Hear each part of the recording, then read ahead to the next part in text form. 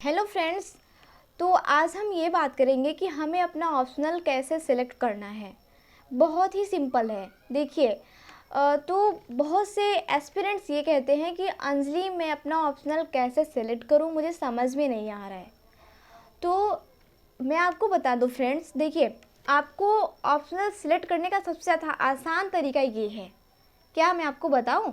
देखिए आपके पास, देखो ऑप्शनल का मतलब ही यही होता है कि वहाँ आपके पास अनेकों सब्जेक्ट होते हैं जिसमें से आपको वही चुनना है जो आपको समझ में आए, जिसको आपको पढ़ने में बोरिंग ना महसूस हो और जिसमें आपकी रुचि है, जिसको पढ़ने में आपको आनंद आता हो और जिसको आप सामने वाले व्यक्ति को एक्सप्लेन कर सकते हो। होता है ना कि जो इंसान पीएचडी करता है, जो व्यक्ति पीएचडी करता है वो क्या करता है, एक ही सिलेबस से करते हैं ना जिसमें उनका ज़्यादा इंटरेस्ट होता है। तो यहाँ पे वही बातें लागू हो रही है। आपको भी वैसे ही चुनना है सब्जेक्ट जिसमें आपकी रुचि अच्छी हो, जिसमें आप पढ़ने में आपको बोरिंग ना महसूस होता हो और आपको काफ़ी ज़्यादा उसमें इंटरेस्ट दिखता हो। तो ऐसे आपको सिलेक्ट करना है। क्योंकि होता क्या है कि जब हम एग्ज़ाम में बैठते हैं तो क्या होता है, वहाँ पे हमें वो चीज़ें वहाँ पे लिखनी होती है क्योंकि जो हम अपनी मर्ज़ी से चुनते हैं।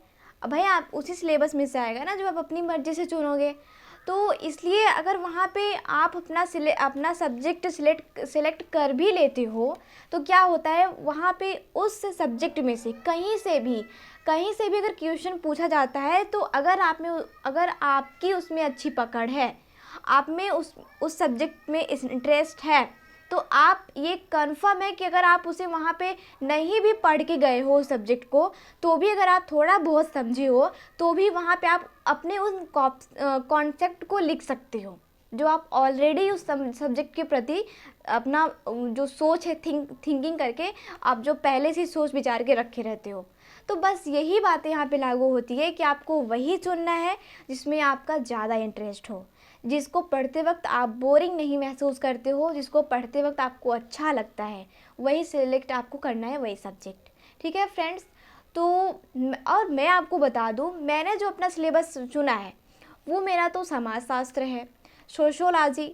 और मैं आपको बता दूं जो मैंने सब्जेक्ट अपना ऑप्शनल में रखा है, मैं आपको उसकी लिस्ट बता दूं। देखो यहाँ पे मेरे पास बहुत सी किताबें हैं।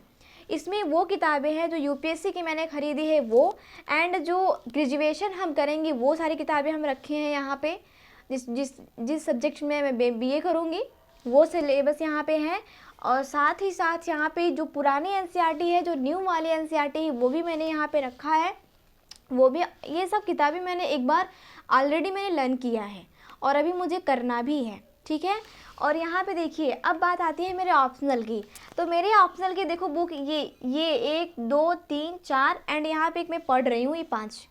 तो यहाँ पे मैंने अपना ऑप्शनल सब्जेक्ट 5 जो है, मतलब 5 नहीं, मतलब ऑप्शनल का 5 बुक मैंने यहाँ पे रखा है। एक मेरा क्लास 9th का है और एक मेरा ग्रेजुएशन का है, बीए का, जो कि बहुत पुरानी किताब है। देखिए मैं आपको डेट भी बता देती हूँ। ये इंटरमीडिएट का है। देखिए यहाँ पे समाजशास्त्र, ये डॉक्टर DS बघेल जी की बुक है जो मैं अभी प्रेजेंट में पढ़ रही हूँ।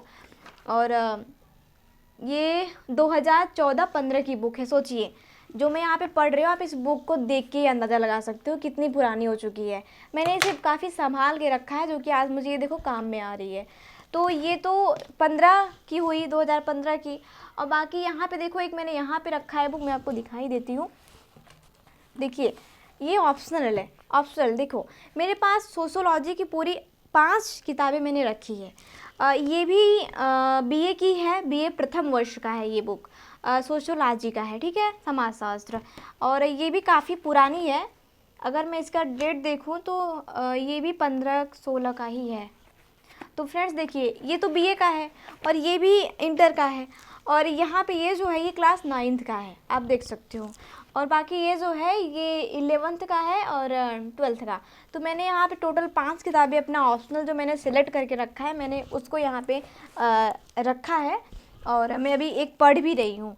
तो यहाँ पे देखिए बहुत ही इंटरेस्टिंग लेसन इसमें बताऊँ। इसमें बात मैंने आपको एक बात मैं आपको और बता दूँ कि मैंने इसलिए इसको ऑप्शनल में रखा है क्योंकि हम जिस फील्ड में जाना चाहते हैं, आप सिविल सर्वेंट्स की तैयारी कर रहे हो, आप ऐसे लाइन में जा रहे हो जहाँ पे आपको 24 घंटे हमेशा आपको जनता के बीच में मौजूद रहना है। कहें तो समाज में, ठीक है। तो यहाँ पे समाज में क्या बातें, कैसे क्या करना है, कैसे रहना है, कैसे लोगों के साथ बिहेव करना है, और ये सारी बातें आपको ये जो सब्जेक्ट है सोशियोलॉजी, समाज शास्त्र, तो ये सिखाती है। इसका नाम ही है समाज शास्त्र, मतलब आपको समाज के बारे में सारी डिटेल ये इन्फॉर्मेशन आपको प्रोवाइड करती है।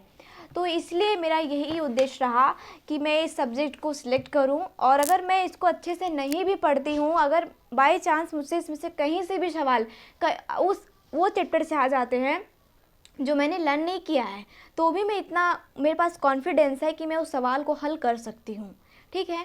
तो यही वजह है कि मैंने इसको चुना, और इसमें ऐसे ऐसे टॉपिक आपको पढ़ने को मिलेंगे ना। जैसे एग्जांपल के लिए देखो, मैंने यहाँ पे मैं पढ़ रही हूँ ग्राम पंचायत, क्षेत्र पंचायत एवं जिला पंचायत का ग्रामीण समाज में महत्व। तो इसमें ये टॉपिक चल रहा है कि जो ग्राम पंचायत होती है, जिला पंचायत होती है, उसका एक ग्रामीण ग्रामीण समाज में क्या रोल होता है, ठीक है। तो आपको ये व्यवस्था हर स्टेट में देखने को मिलती है। तो मैं तो ये कहूँगी कि आपको हमेशा छोटे छोटे पॉइंट्स पे गौर करके चलना है, क्योंकि आप अगर कहीं फंसते हो ना, तो आपसे कहीं बड़ा सवाल नहीं पूछा जाता, आप छोटे सवाल में ही फंसते हो, बड़े सवाल में नहीं फंसते हो, और आपसे बड़ा सवाल पूछा भी नहीं जाता।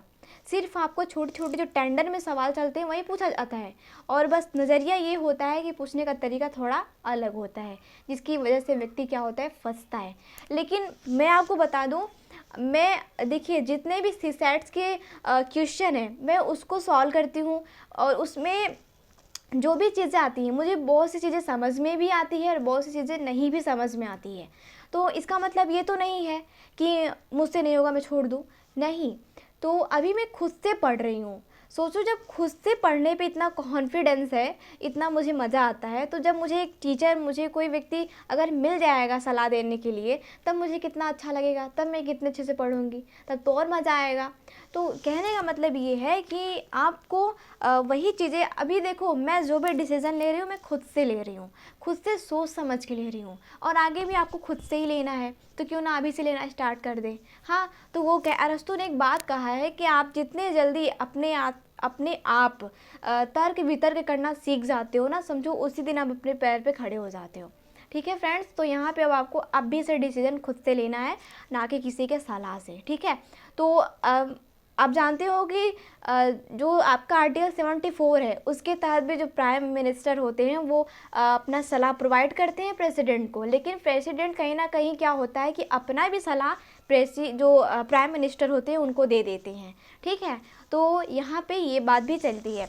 तो यहाँ पे आपको डिसीजन खुद से लेना है, और जो भी करना है खुद से करना है, किसी के ऊपर डिपेंड नहीं रहना, आप लाइफ में सेल्फ डिपेंड बनिए।